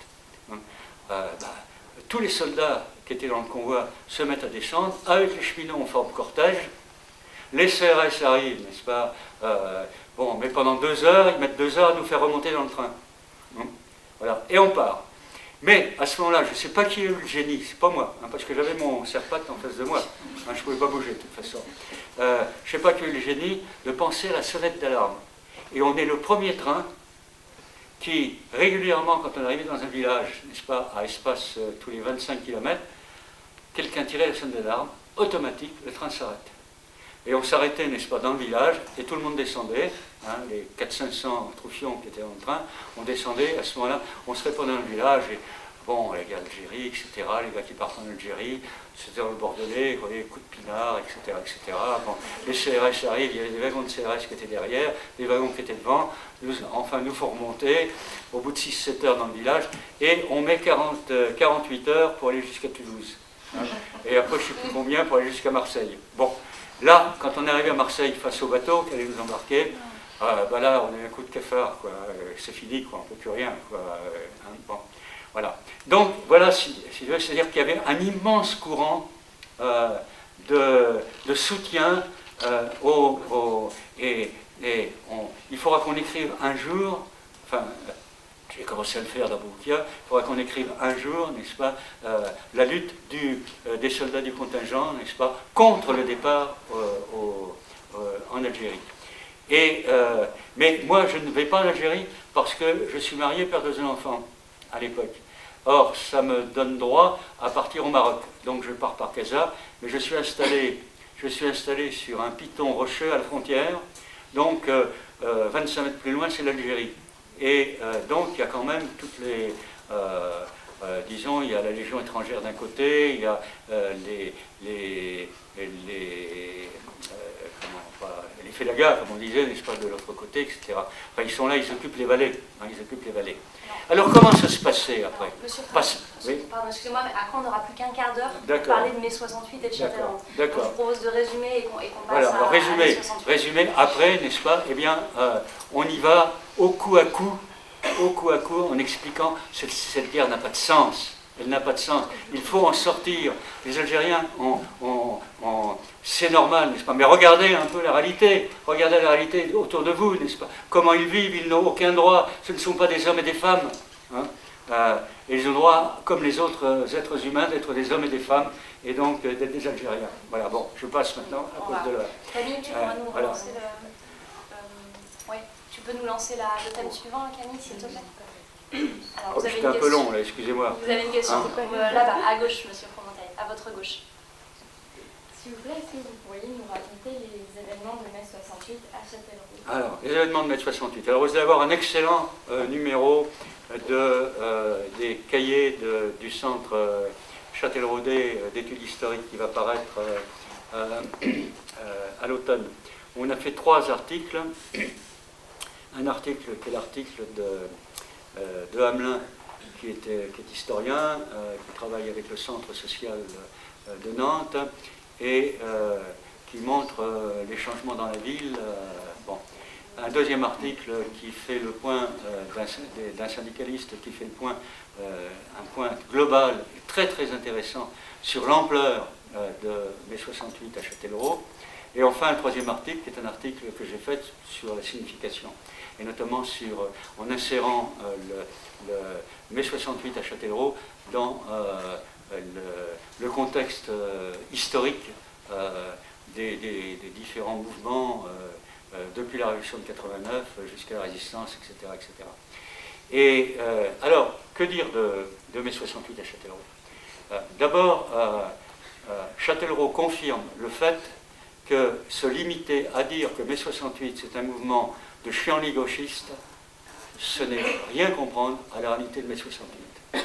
Alors, ce qui ne veut pas dire qu'il n'y avait pas de la chienlit gauchiste, et qu'il n'y avait pas du rêve et de l'utopie, et que, notamment chez les jeunes, c'était un souhait de changement de société débridée, hein.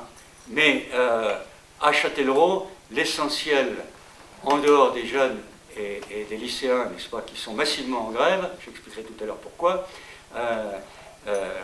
l'essentiel se passe dans les entreprises, puisqu'on a 17 entreprises occupées, on a bloqué, avec les portes cadenassées, avec toute la nuit, n'est-ce pas, des comités d'occupation, n'est-ce pas, qui assurent la sécurité du matériel, non droit d'entrée dans les entreprises, que les patrons et le personnel de surveillance. Et d'ailleurs, la nuit, les rondes se font dans les entreprises, avec les patrons éventuellement, et avec le personnel de surveillance. Un très gros respect de l'outil de travail. C'est ce qui caractérise toutes les occupations. Et notamment les manufactures d'armes de Châtellerault, puisqu'à l'époque, il y avait, vous savez, dans certains milieux gauchistes et extrémistes, l'idée de prendre les armes. Et nous avions ici de quoi armer 3 divisions d'infanterie. Donc là, c'est porte soudée.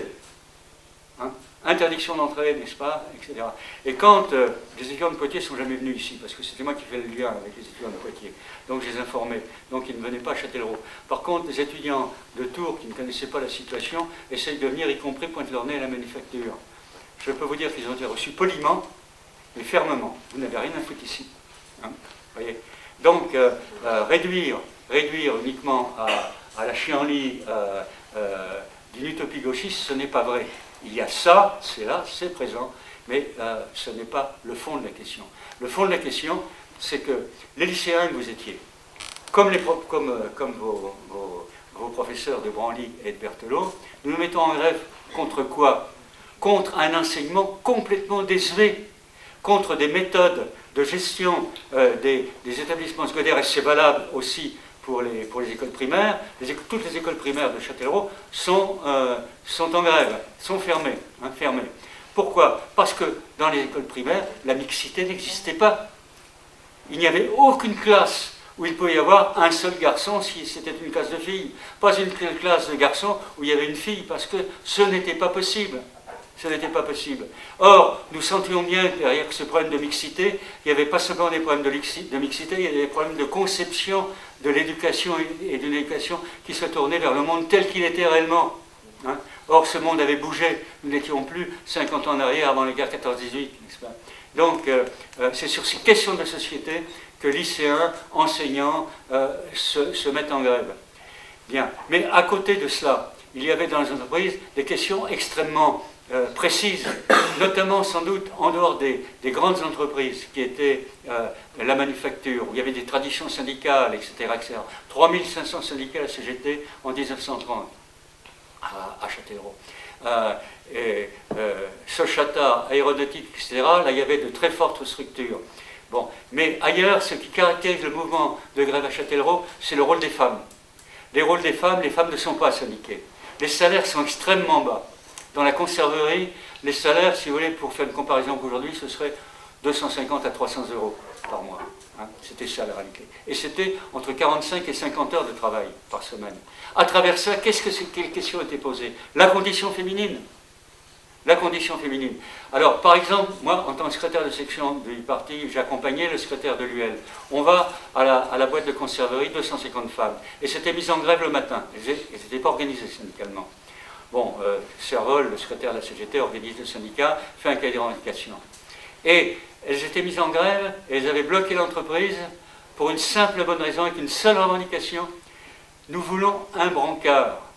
Parce que dans cette conserverie, où elle vivait 50 heures par semaine au milieu de chaleur étouffante, elle tombait dans les pommes très régulièrement, et il n'y avait pour les transporter au local qui servait, disons, d'infirmerie, il n'y avait qu'une échelle sur laquelle on mettait une couverture. Elle demande donc un brancard. Un brancard, n'est-ce pas, pour être transporté dignement. Je trouve que c'est tout à fait caractéristique, si vous voulez, des raisons précises, mais qui touchent à des grandes questions de société, qui sont posées. Et il faut imaginer que ces femmes, par les accords de Grenelle, vont avoir 35% d'augmentation de salaire, que les horaires vont passer de 60 heures à 40 heures, 42 heures ou 43 heures, là je ne sais pas exactement. Bref, que c'est une transformation de la condition féminine. Enfin, elles vont pouvoir, avec leur augmentation de salaire, acheter des machines à laver le linge et à laver la vaisselle. Je ne sais pas si existait déjà les machines à laver la vaisselle, enfin, à laver le linge tout au moins. C'est-à-dire à transformer les tâches domestiques de la femme. Dans les magasins après mai 68, il n'y a plus, on ne trouve plus de machines à laver, on ne trouve plus de matériel ménager pour les femmes, parce que les premières payes vont être utilisées, n'est-ce pas, pour acheter ce qu'il faut, pour alléger, pour changer la domestification des tâches ménagères. Voyez. Donc nous sommes bien ici sur des questions de civilisation, sur des questions profondes qui ne se limitent pas à ce que De Gaulle appelait la chienlit. Nous ne sommes pas simplement ici dans le domaine des étudiants parisiens, n'est-ce pas, gauchistes qui font les barricades. Il n'y a pas de barricades ici, il y a des manifestations, des usines occupées, des usines contrôlées, et c'est la même chose à Poitiers. Le matin, en tant que militant communiste, je suis dans l'entreprise de Châtellerault avec le secrétaire de la CGT. Et l'après-midi, comme je suis très proche encore de la fac, où je vais encore faire ce qu'on appelle aujourd'hui un master, je suis dans les assemblées générales à l'université, je suis dans tous les services publics qui sont occupés, n'est-ce pas, des cheminots, des PTT, des impôts, etc., etc. Et là aussi, c'est une occupation. Les voies de chemin de fer à la gare de Poitiers, les aiguillages, sont soudées, de façon à ce qu'il n'y ait aucune possibilité, n'est-ce pas, de sabotage ou de choses comme ça, n'est-ce pas, en utilisant du matériel roulant ou des choses comme ça. Donc, une chose très, très contrôlée au sens noble du terme, je veux dire, c'est-à-dire maîtrisée, plutôt pas contrôlée, mais maîtrisée. Voilà, c'est ça, Châtellerault. Alors, quoi vous dire les résultats de mai 68 sont énormes. 35% d'augmentation, transformation, n'est-ce pas, du cadre de travail, c'est un succès. De Gaulle comprend qu'il faut céder. Il comprend qu'il faut céder. Et les accords de Grenelle sont négociés. La CGT, d'ailleurs, et Georges Segui, secrétaire général, refuse de signer les accords parce que les salariés de l'entreprise disent il en faut plus, il en faut plus, il en faut plus. Mais enfin, les accords sont appliqués quand même. Ils ne sont pas signés, mais ils sont appliqués. Donc, tout change dans les entreprises. Vous allez me dire, mais comment expliquer que, à Châtellerault, comme ailleurs, élection en juin, et c'est De Gaulle qui remporte l'élection, n'est-ce pas, à très peu, mais qui la remporte quand même, n'est-ce pas. Ça tenait au système électoral, bien sûr, mais ça tient à des raisons beaucoup plus profondes. D'abord, il faut bien se rendre compte qu'il y avait quand même un sentiment de peur qui gagnait la population. Est-ce que vous imaginez une ville qui, pendant 3 semaines, n'a plus de courrier, où il commence à ne plus y avoir d'essence, où il n'y a plus de pain, la ville est vide. En dehors des manifs qui ont été montés jusqu'à 5000 ici sur les choses, le reste du temps, la ville est vide, il n'y a plus de voitures. Les magasins se vident parce qu'il n'y a plus d'approvisionnement des magasins. Donc, et encore, Châtellerault, la vie ici avec les occupations d'usines, on sentait que c'était tenu, c'était pas en ville qu'il y avait peur. Mais dans le Loup du Nez, monte une peur. Qu'est-ce qui va se passer? En plus, De Gaulle va voir Massu, qui commandait l'armée en Allemagne, l'armée d'occupation française en Allemagne, et donc demande l'intervention de l'armée. Guerre civile. Et on savait ce que c'était. On savait ce que c'était, n'est-ce pas, avec l'Algérie, la guerre civile et l'intervention des militaires. De Gaulle est arrivé au pouvoir sur la base d'une intervention militaire, déjà. Donc, il y a un sentiment de peur qui s'installe, un sentiment de où on va, il faut en sortir.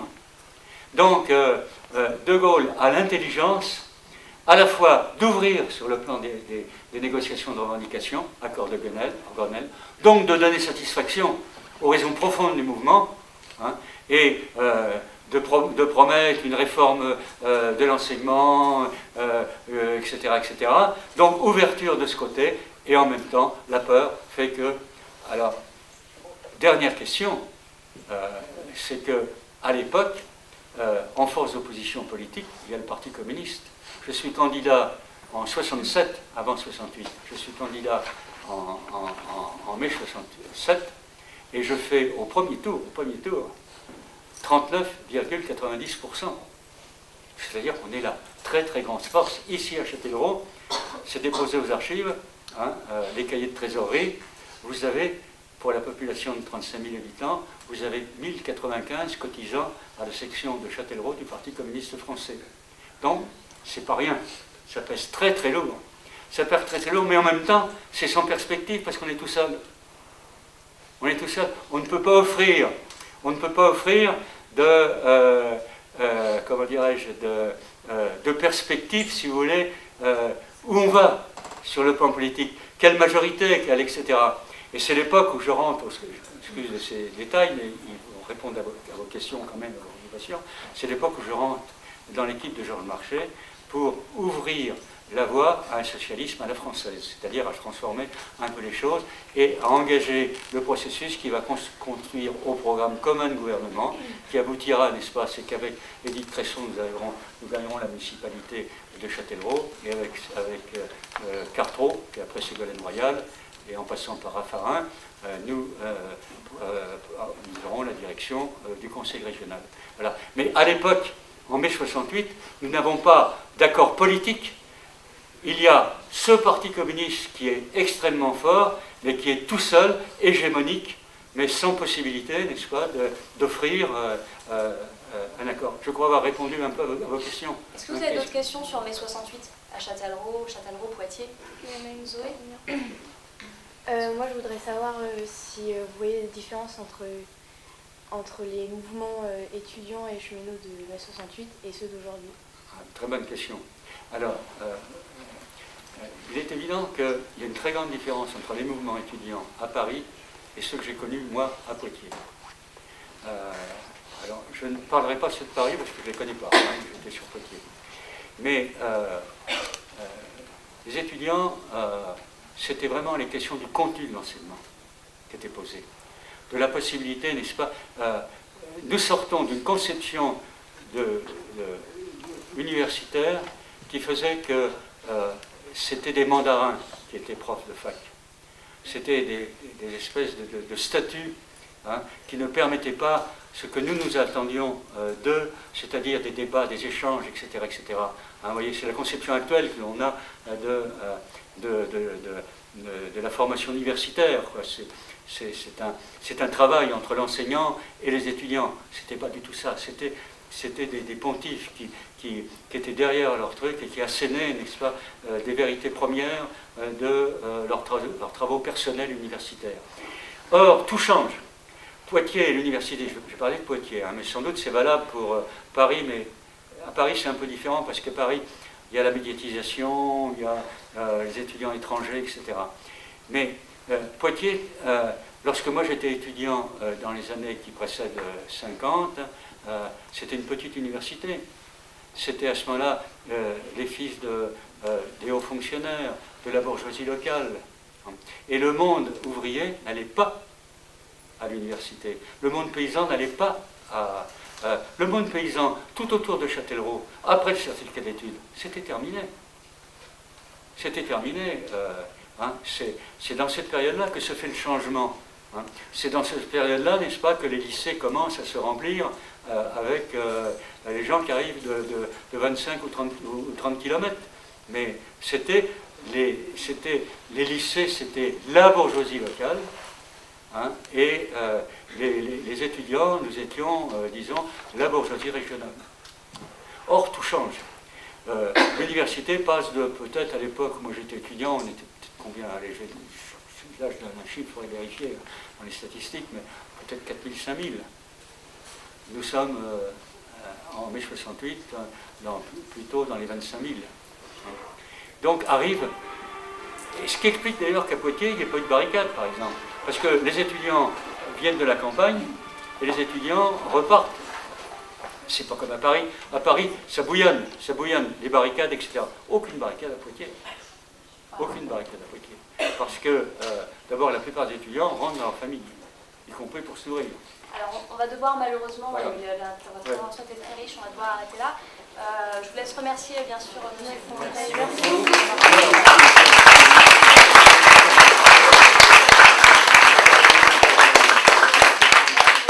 Merci à vous pour votre attention, pour vos questions. Il est encore là, si vous voulez lui poser quelques questions pendant la régularité.